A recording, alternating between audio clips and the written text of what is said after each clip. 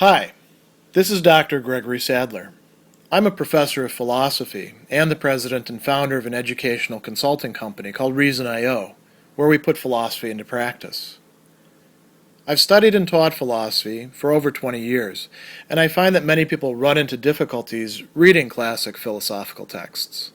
Sometimes it's the way things are said or how the text is structured.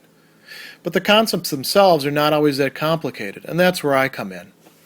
To help students and lifelong learners, I've been producing longer lecture videos and posting them to YouTube. Many viewers say they find them useful. What you're currently watching is part of a new series of shorter videos, each of them focused on one core concept from an important philosophical text. I hope you find it useful as well. One of the most central points that Seneca is making in his work on the shortness of life is indeed not just that life is short, but that time is something that we typically don't value as we should. And if we understood things rightly, we would see that time is the most precious thing of all for a number of reasons. And I think the place to begin in this work is in chapter 3, where he starts it by saying, though all the brilliant minds that have shone over the ages agree on this one point, they could never adequately express their astonishment at this dark fog in the human mind. Calignem is fog or smoke or obscurity there, and then mentium in human minds. No one lets anyone seize their estate. So property is something that we value and protect. If a dispute arises about boundary lines, there's a rush to arms. But people let others trespass on their existence. And by this, he doesn't mean, threaten their life as such, because we do respond to that. But the day-to-day living, we let people cross over and take part of what belongs to us. And he says, rather they go so far as to invite in those who will take possession of their lives. You'll find no one willing to distribute his money, but to how many people each of us shares out his life. In drips and drabs, we give portions of our very existence to other people who we wouldn't give a dime to, or let alone $1 or a large amount of money. And he says, people are thrifty in guarding their private property, but as soon as it comes to wasting time, they are most extravagant with the one commodity for which it's respectable to be greedy. So you shouldn't be greedy with your property, with your wealth. You should have the right attitude towards that. But you should be when it comes to time. Why? Well, to begin with, it's continually dripping away. You're never going to get it back. Well, maybe you will. We'll get to that in a moment, the way in which that's possible. But you're never going to get your life back. You're always moving forward into a future in which your death is approaching you. And it could be tomorrow that it's going to happen, or it could be years from now, but you spend those years and then it becomes tomorrow. So if we jump ahead to chapter 8, where he discusses this at greater length, he says, I'm astonished when I see people requesting the time of others and receiving an accommodating response from those who they approach. Why? Both sides focus on the object of the request and neither on time itself. So we think, I'm being asked to do this thing for somebody. I'm being asked to give my time to this particular activity over here to help somebody out, right? And we don't think of it in terms of the time itself, which is what they're really asking us for. And he'll go on and say that people trifle with, they make light of the most precious commodity, re pretiosima, right? So does this really translate necessarily as commodity? No, it could just be the most precious thing, the most valuable thing in the world. And he says, why do they do this? Well, because it's easy to focus on what's tangible, the things that we can actually see, the things that we can bring before our eyes, or at least successfully imagine. He says, for example, people set very great store by annuities and gratuities, and for these they hire out their services or efforts or attentions. People, care about property and money and stuff like that. But they don't do this with time. Why not? Because time is immaterial. It escapes their notice because it's not something that we can place right in front of ourselves. And, we could say, well, I can look at my calendar. I can, set up a schedule. I could look back at my old diaries or my journals or something like that, and I can see the passage of time. Yes, that's all true.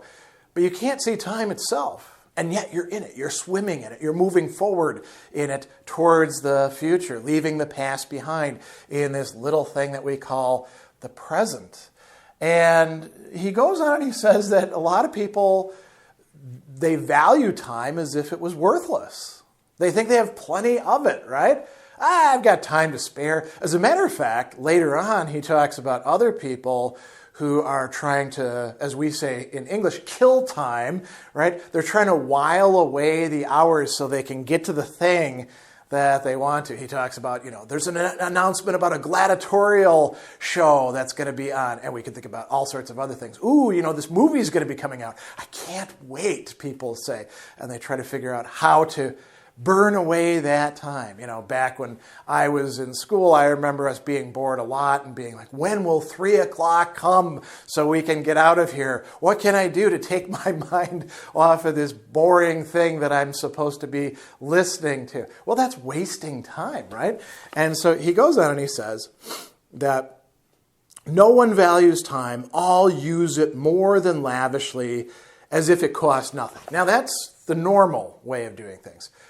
Then, he says, when there's mortal danger threatening us, we get sick, we're, on a ship that's bouncing around on a stormy sea, or pick whatever else it is, he says, mortal danger threatens them. You'll see the same people clasping their doctor's knees. If they fear a capital charge, you'll see them ready to spend all they have to stay alive. There's a great conflict in their feelings or sentiments or ideas about something. So when crises hit, suddenly the time is valuable.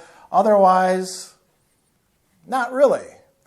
And he suggests that if we could actually see time, past and future, we would in fact act differently. If time was more tangible to us, then, especially if we knew exactly how much future we have left. Now, we can make projections, and I'll just say, as sort of a side note, on a personal level, I am in my 50s, so I'm in middle age, and I remember how much time I wasted in my teens and 20s and 30s, and even in my 40s, right? And when you turn 40, given a life expectancy of maybe 80 years, you're like, well, half my life is gone. I've got maybe half of it ahead of me. I can still do a lot of things.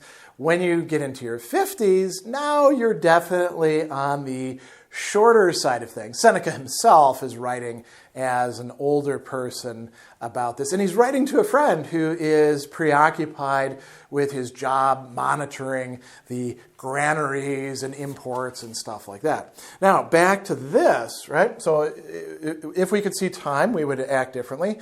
He also talks about this funny phenomenon of wanting to bestow our time on our loved ones. And this doesn't mean just like spending time doing nice things for them. He talks about it in this way. He says, people will say to those they love most intensely, they are ready to give them some of their own years, as if you could transfer time from one person to another. I will have 10 years less, you will have 10 years more.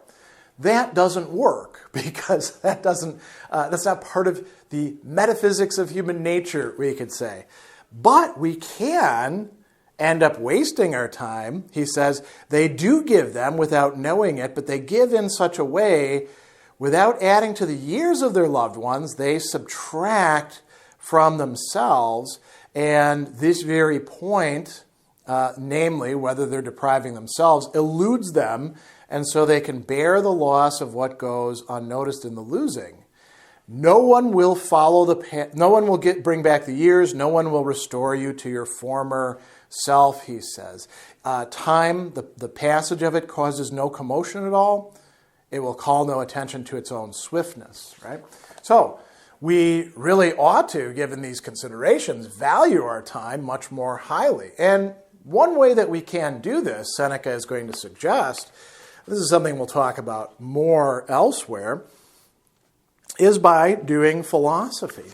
He tells us, and this is one of the most striking passages in this work, of all people, they alone who give their time to philosophy are at leisure, they alone truly live. Why? Because it's not just their own lifetime they watch over carefully. They annex every age to their own. All the years that have gone before are added to their own. So whereas with our loved ones, even if we want to, we can't actually give them some of our years, it is possible to receive years from other people, including other people who are long dead.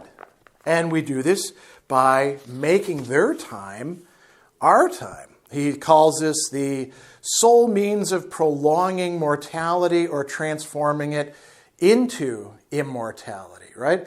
And he talks about nature allowing us shared possession of any age. Why don't we turn ourselves from this short and fleeting passage of time and give ourselves completely over to the past, which is measureless and eternal and shared with our betters? This is one of the things we can do with philosophy, and he urges his friend at the end, while enthusiasm is still fresh, those with an active interest should progress to better things.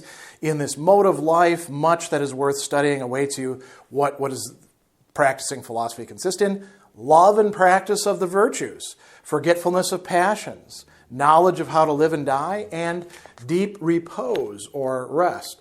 So it is possible to have more of this commodity by, so to speak, borrowing or inheriting from others who have given us the possibility for this. Most people don't do that.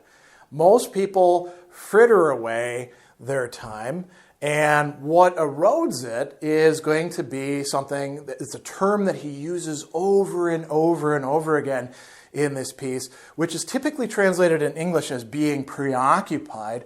The Latin is occupatus for masculine, occupata for feminine, and it means being busied with things. Even if you're being busied by enjoying the pleasures that you've set up for yourself. He tells us that some people turn their very leisure into preoccupation, and preoccupation is the biggest thing, he says, that robs us of our time, right? He tells us, days are present only one at a time, these only minute by minute. All the days of time past will attend you at your bidding if you want, but you have to have a tranquil mind. Preoccupied people can't do that. Preoccupied people can't even adequately study arts or disciplines. And so, what do these people do? They take this most valuable thing and they value other things more highly, and they become preoccupied with them, and they lose all that time that they had in the process. So Seneca is counseling us. We really need to pay attention to this all the time, pun intended there, like every single day. We should be reminding ourselves that life is short, and it's too easy for us to lose time in ways that are not making good use of it. And we're exchanging this most precious commodity for all sorts of other things that, if they matter, they don't matter as much as our time.